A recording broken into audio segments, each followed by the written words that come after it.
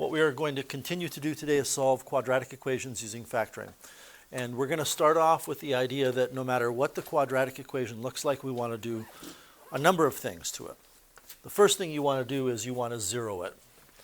So in this particular case, and we'll worry about the fact that there's a weird number in front of the x squared, which is 1/4, we're going to have to subtract 12 from both sides. I always recommend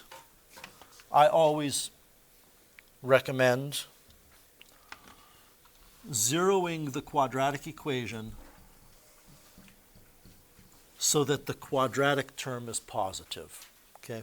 In other words, we had an option here. We could have moved all of the terms to the right-hand side so that the 12 is just left on the right, or we could move everything to the left. And I'm moving everything to the left because then I have positive x squareds. So what makes this different than what we knew how to do for the quiz, which was the stuff from yesterday and the stuff from before spring break? What makes this different? There's a fraction. Well, let's get rid of the fraction, because if we can get rid of the fraction, then it's no longer a new problem. It's a problem we already know how to do. And since this is an equation, it's equal to 0, it's not equal to y. Since it's an equation that's balanced, I can multiply both sides of this equation by 4 and keep it in balance. I'm always allowed to do the same thing to both sides of an equation. So what I'm going to do is I'm going to multiply both sides by 4. I'm going to multiply this side by 4, and I'm going to multiply this side by 4. And I was a little sloppy in how I wrote that 4 on the left-hand side. I just put a big 4 wherever.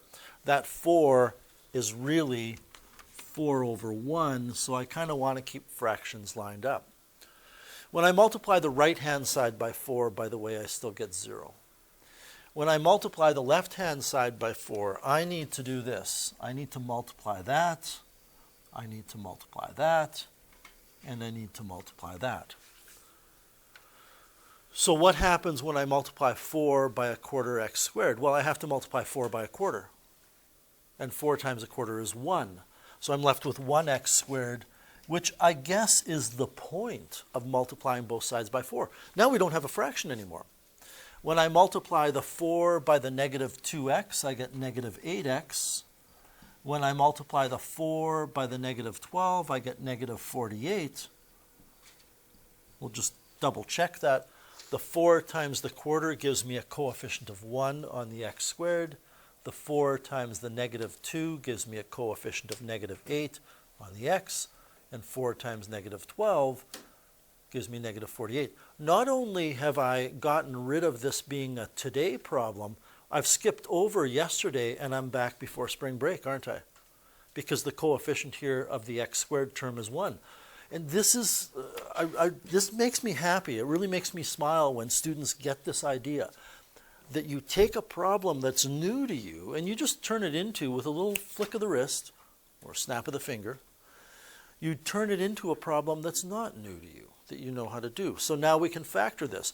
And the issue that you're faced with now is what two numbers multiply to give the negative 48, and the same two numbers have to add to give negative 8. And the reason why we're doing that, this isn't by inspection, it's just finding the numbers. The reason why we're doing that is the coefficient of the first term is 1. Okay, so this would factor into an x and an x, and I need to find those two numbers.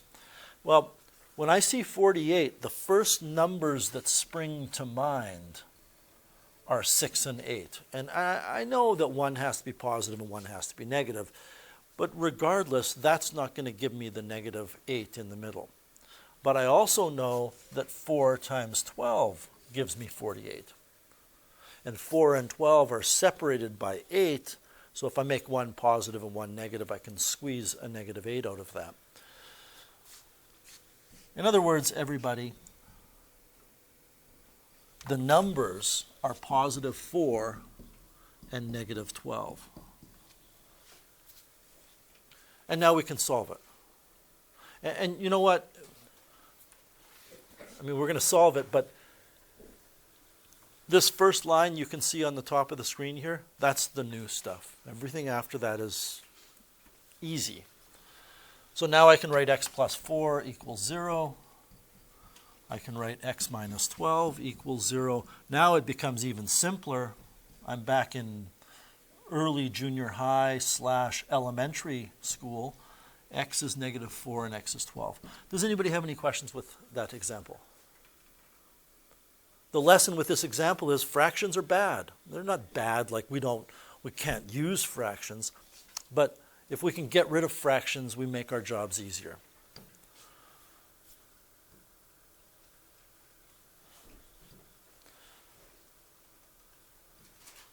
B. Well, decimals are useful, but in terms of factoring, imagine for a second you tried to factor this. Please don't write this down.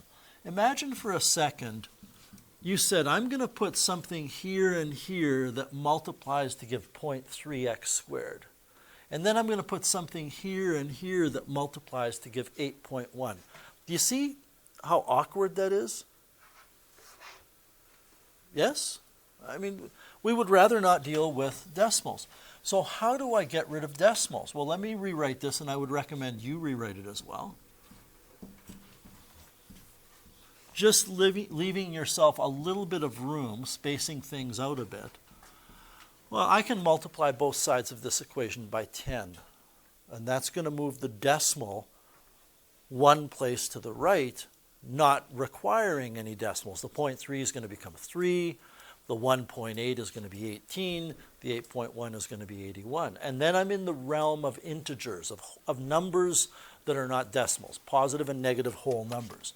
So I'm going to multiply this side by 10. I'm also multiplying this side by 10. Of course, 0 times 10 is still 0. And over here, I need to multiply the 10 by the 0.3x squared, the 10 by the 1.8x, and the 10 by the negative 8.1. What some people will do, I'm just going to write something down here and then I'm going to erase it.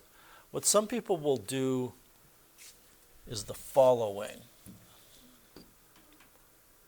And it's okay.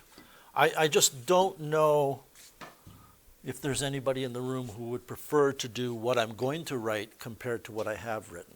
Okay? What some people will do is they'll say, I need to multiply 0.3x squared by 10. I need to multiply 1.8 x by 10, I need to multiply 8.1 by 10, and I need to multiply 0 by 10. In other words, they're thinking I have to multiply both sides of the equation by 10, which means I multiply everything by 10. I hope everybody understands that what I've got written there is exactly the same as what I've got here in terms of the math. I prefer this. To me, it seems a little more organized, and I can write that 10 out in front and say I'm going to multiply everything by it. This, to me, seems cluttery. So, what do we get? Well, 10 times 0.3 is 3 x squared. 10 times 1.8 is going to give us 18 for the coefficient of x. And 10 times 8.1 is going to give me 81. Are we fine with that? Okay. It's now apparently in the realm of yesterday's work because the coefficient is not 1. However, you do not want to try to factor this right now into two binomials. What should you always check for first, which wasn't on the quiz today? What do we need to check here, always? If it's factorable. Who's speaking? Tyler? If it's factorable or not. Can you be more specific about what you mean by that? What was it, the one formula you gave us? Oh, I got you. So what you're saying is let's find out if it's factorable first. I misunderstood what you said. And yeah, we should do that. I mean, the numbers are pretty big. So can you, I'm not even going to write down what b, a, and c are. Can everybody work out what b squared minus 4ac is equal to? I'm going to do it on my calculator.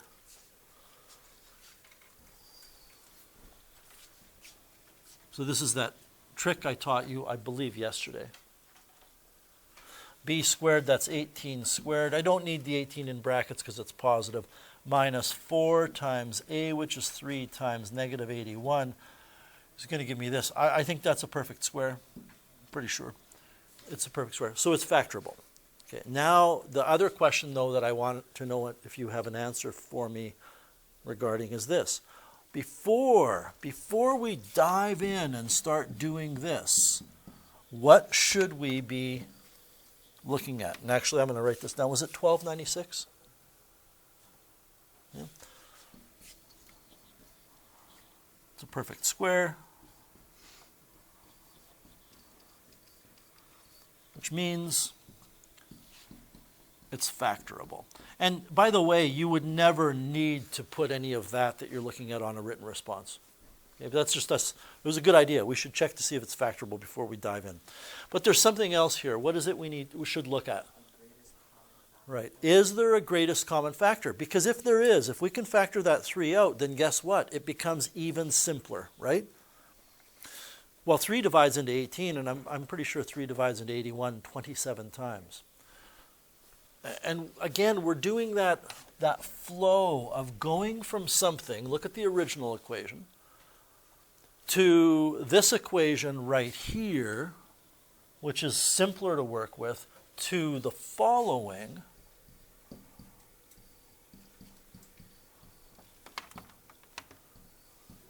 which is maybe not quite like stealing candy from a baby. There's still a little bit of thought that needs to go into this, but we're getting there.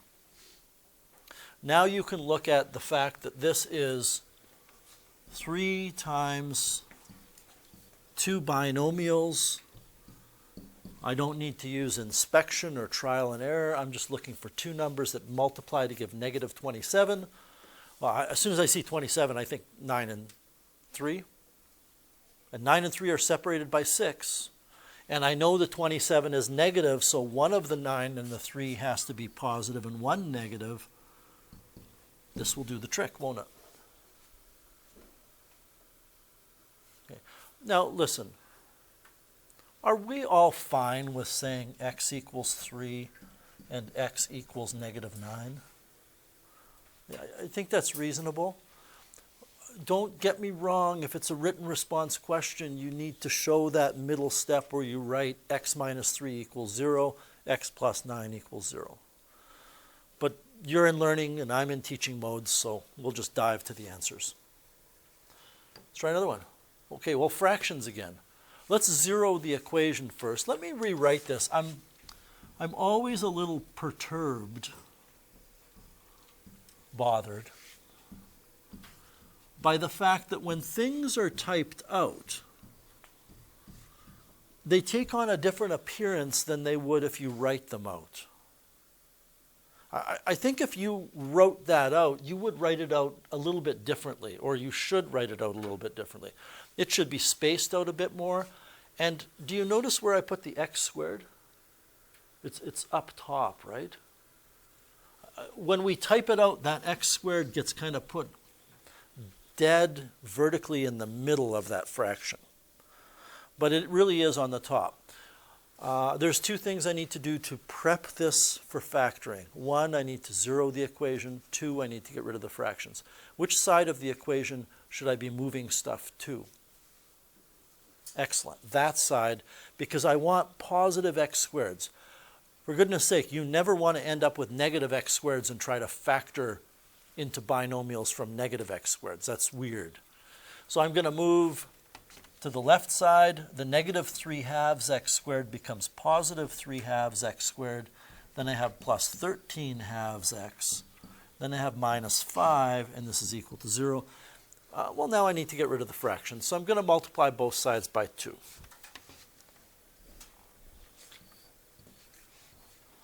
I have a question for you before we proceed, though.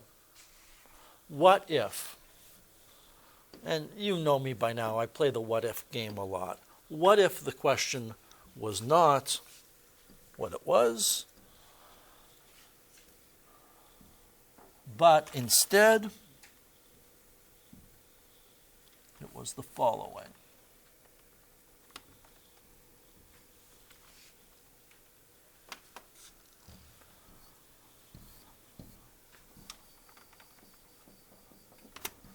What if that was the equation? Whoops.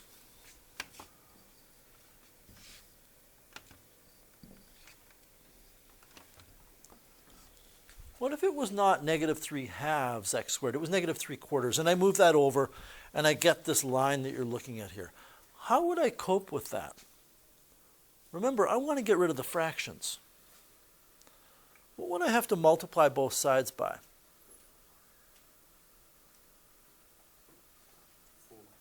4, right?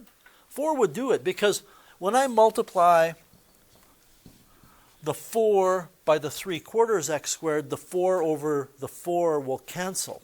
When I multiply the 4 by the 13 halves, the 4 over the 2 will reduce to the number 2, and I won't have fractions. Are you with me on that? What if, and I'm leading up here, everybody, to some important things for Unit 6, which is all about fractions, except they're algebraic fractions. What if it was that? So let's back up. If it was what it is, I multiply both sides by 2, and that clears all the fractions. If it was a 4 on the bottom of the x squareds, and I also had a 2, I multiply everything by 4, and that clears all of the fractions. By clearing the fractions, I mean it eliminates the denominators. What about here? What would I multiply both sides by here? It would have to be 10. And the difference here, I just don't want anybody to think, oh, we're multiplying in this one everything by 4 because the biggest fraction is 4. The reason why that works is, yeah, the biggest fraction is 4, but 4 contains 2 as a factor, which clears the other one. All right, let's get back to reality, though. This is the question. We multiply everything by 2. 2 times the first term gives me 3x squared because the 2's cancel. 2 times the second term gives me 13x because the 2's cancel. And then the third term will be negative 10. And sadly, we can't go back to before spring break for this one. The coefficient of the first term is not 1, and we cannot factor anything out in terms of a common factor. I'm going to pause there. Any questions to that point? All right. So, every day, you should be getting better and better at factoring these. It's got to be 3x and x. If I had to bet money, sometimes I would lose, but I think it's going to be a 2 and a 5. I don't think it's going to be a 1 and a 10. It's going to be a 2 and a 5. So what we do, how many of you, when you commit yourself to a 2 and a 5, how many of you, by a show of hands, can basically look at it and decide where to put the 2 and where to put the 5? Okay. If you can't, that's okay. You just have to try something. I don't know if that's right because I purposefully didn't analyze it. I just said I know it's got to be a 2 and a 5. My inner, I for inner, is 2x. My outer, 3x times 5 is 15x. Oh, I hit the jackpot because I want 13x. And because it's negative 10, one of these numbers has to be positive and one has to be negative. This will do the trick. Positive 15x and negative 2x will give me 13x. So where does the 15x come from? It comes from the product of 5 and 3x. The 2x comes from the product of 2 and x. And again, you know, I understand, like when I'm teaching, I'm talking and I'm thinking and I'm writing at the same time. And that's difficult to do. When you're learning, you're listening and you're watching at the same time, and it's difficult to do. What you should always be doing here is double checking by foiling this out in a fairly rapid fire way. Can you confirm that you get the outer and inner coming together to give 13x? Do we really need to check the first and the last? No. Because you put things in those positions by design to get 3x squared and the 10. So let me ask you a question. I hope everybody's okay with this. How many of you are okay with this? Good. That's good. I mean, if it's a written response, you do need to write 3x minus 2 equals 0. But I'm going to stop writing that over time. And I'm certainly going to stop writing that that would mean 3x equals 2 and then x equals 2/3. Rearranging that very simple linear equation is basic. Let's try another one.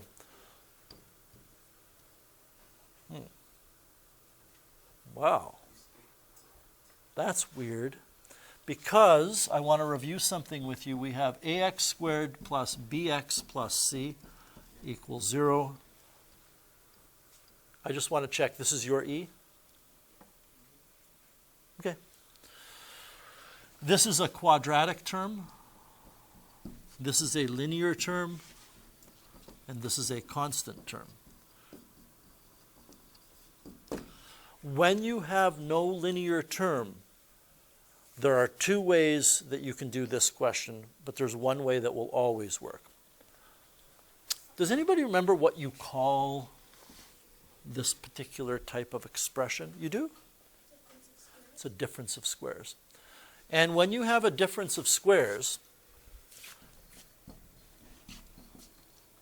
like a squared minus b squared, it factors into a plus b, a minus b. Can everybody just stop for a second? Can you confirm that if you FOIL this out, the first will give you a squared? When we do first, outer, inner, last, the first will give you a squared. Do you agree on that? Will the last give you negative b squared? Well, it's b times negative b, so that's negative b squared. Why am I claiming this is right and there's no outer and inner? Why is that? They cancel each other out. They will be opposites. My outer will be AB. My inner will be negative AB. Actually, I got that the other way around. I apologize. The way I've written it, my outer will be negative AB, A times negative B. My inner is positive AB. So when you have a difference of squares, it factors into these two binomials where one has a positive and one has a negative. You put the square root of the first term here and the square root of the first term here, and you do the same for the second term. And now we get 5p plus 4 equals 0. 5p minus 4 equals 0. And you solve each of these for p.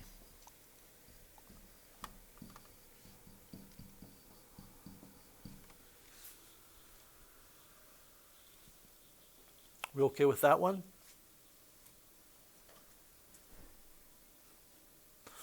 I said there are two ways to do something like this.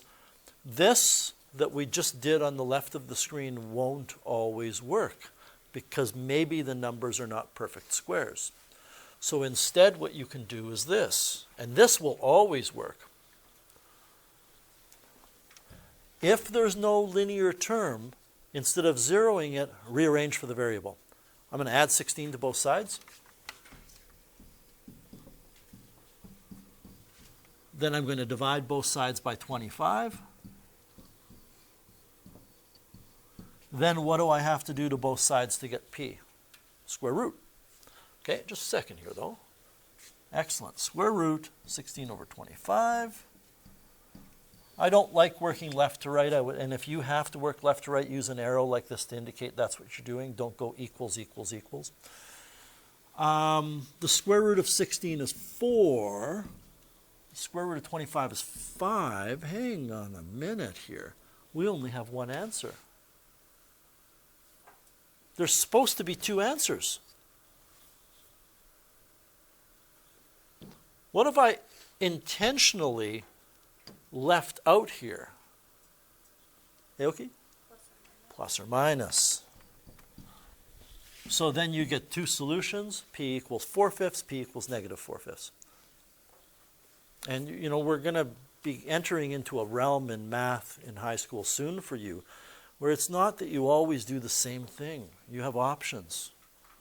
And you choose the path that gets you there the quickest. Or you choose the path that gets you there, because not all the paths will. Let's keep going.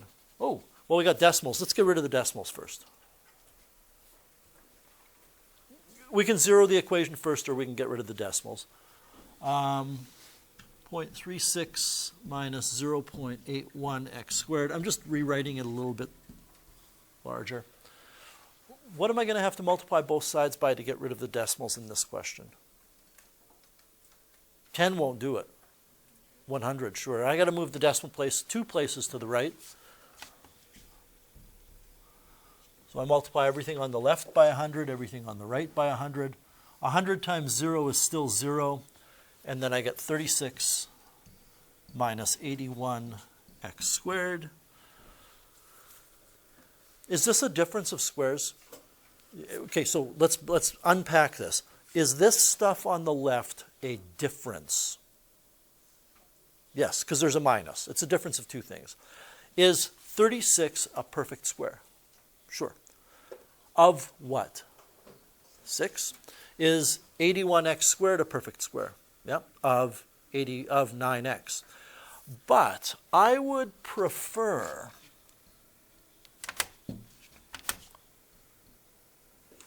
to move everything to the other side. I want my quadratic term to be positive. Yeah, it's nicer. So when we factor this, if you're going to use factoring, I know most of you get this, but I want to really break it down for you. Is 81x squared a perfect square? Of what? 9x. That means you put 9x here and here. Is 36 a perfect square? Yes. Of what? 6. So you put a 6 here and here. And you asked me before about reducing things down, and I knew this example was coming up, so we're going to talk about that. So that means that 9x minus 6 equals 0, and one of these needs to be plus, right? 9x plus 6 equals 0, and 9x minus 6 equals 0. And if I solve this, I get x equals negative 6 over 9. And if I solve this, I get positive 6 over 9. So I just want to ask if anybody has any questions about the math that we've done here so far. Okay. We notice that 6 over 9 can be reduced down. Can somebody offer up an explanation as to why we ended up in this spot where we can reduce things down? And is there something we could have done differently at the top or near the top where we wouldn't have to reduce down our answers? I don't know if anybody's going to see this or get this. Owen? Do you know? Something we could have done before? Yeah, something we could have done right here or right here that would have gave us simpler numbers to work with. There is a greatest common factor. I believe 9 factors out of both 36 and 81. So if I do take out a 9, this equation becomes 0 equals 9 times 9x squared minus 4. Am I correct? Did I factor that correctly? Okay. That means this factors into 9 and 3x plus 2 and 3x minus 2. So you're going to have 3x plus 2 equals 0, 3x minus 2 equals 0. You'll get x equals negative 2/3 and x equals positive 2/3. So now, in answer to your question that you had asked right at the end of the quiz, should I reduce things down? I didn't want to tell you this, but since there was no common factor in any of those quiz questions, none of your answers should have turned into things that you can reduce down. So, I mean, doing this is not wrong. You just need to then reduce the negative 6 over 9 down to negative 2 over 3, and the 6 over 9 down to 2 over 3. But factoring out a greatest common factor first gives you smaller numbers to work with right out of the gate.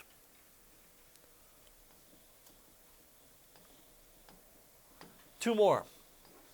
And these are important. These are different. These are not just, oh, let's do more. This is different.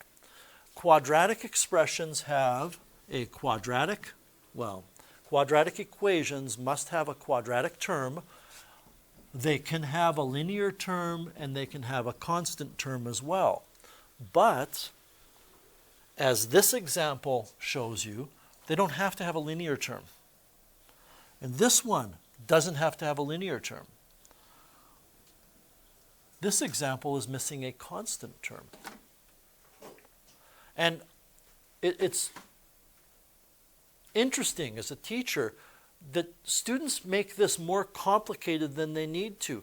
You're not going to put two sets of brackets and factor this like we have been doing. You're simply going to say there's a common factor of x. I can factor that common factor of x out. If I take that x out of here, so we need to try to remember that if there's no constant term, we simply factor a greatest common factor. Give some thought as to why I'm left with 4x minus 3.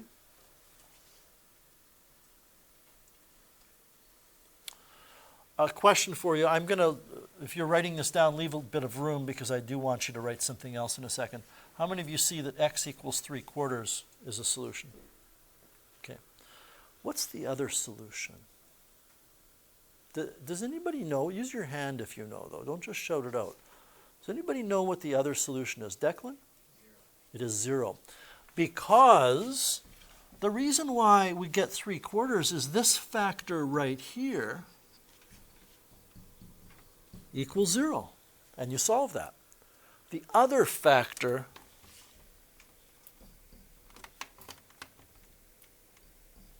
equals 0 as well. You don't even have to rearrange anything. Anytime you have a factor of x, then there will be a solution of 0. So the two solutions there are 3/4 and 0. And finally, same thing. I'm going to just rewrite this as 2x squared plus x equals 0. Just to make it more familiar to you, you want to have the x squareds first. There's a common factor of x. You can take it out. You know what? I'm going to change this question. I want us to change it. I want you to change it to 4x plus 2x squared. Okay? Please and thank you. So when we rewrite it into kind of a nice organized way, we get 2x squared plus 4x equals 0. Is there a common factor? What's the greatest common factor? 2x. Excellent. So I'm going to factor the 2x out, always remembering to write equals 0. That's not just a picky thing. It's an important thing. And when I factor 2x out of 2x squared, I get x. When I factor 2x out of 4x, I get 2. So that means that x equals negative 2 because x plus 2 is 0, right? What's the other solution? Still 0. Even though there's another number there, it's still 0. That's right. Because 2x is the other factor which equals 0. And when you divide both sides of that by 2 to get x, you get 0. So whenever you have just a monomial factor that has an x equals 0 is a solution. By the way, nobody asked about this, but I'm going to explain it anyway.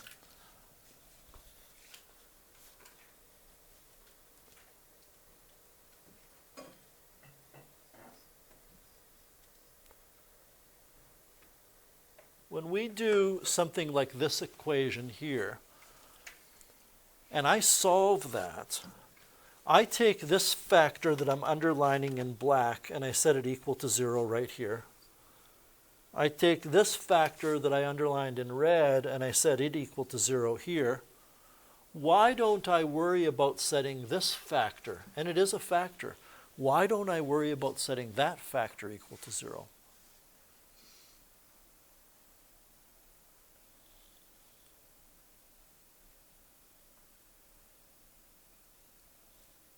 Yeah. 2 can never equal 0. There's no x in it, so it's not a puzzle of, well, what number for x makes it 0? 2 can't equal 0. 2 is not 0. It never will be. So we don't have to include it as part of our solution. The reason I mention that is people will often confuse this factor with perhaps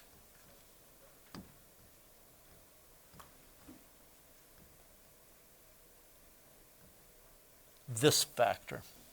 They're different kinds of factors. This is 2x, the other one was 2. Everything in this new lesson today, so this is part 3 of solving by factoring, everything in this new lesson just takes problems and turns them into yesterday or before the spring break problems. So you have some suggested problems there for practice. We didn't do C. We missed C? It wasn't on there. Okay. May I? Yeah.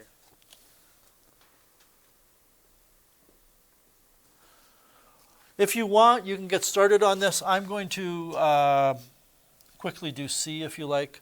0.8x squared. Help me out. 0.8x squared plus 4.4x plus 0.2. 0.8x squared plus 4.4x plus 0.2. There's nothing spectacularly different about this one compared to some of the ones we've done. I think that's a different combination of things. When I multiply both sides by 10, this is very lazy workmanship that I'm writing here. You get 8x squared plus 44x plus 2. Would you agree?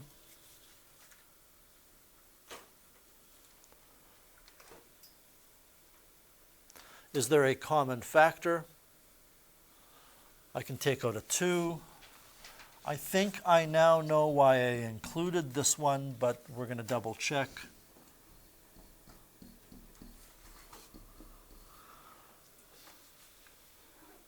Would you agree that that is factored correctly so far?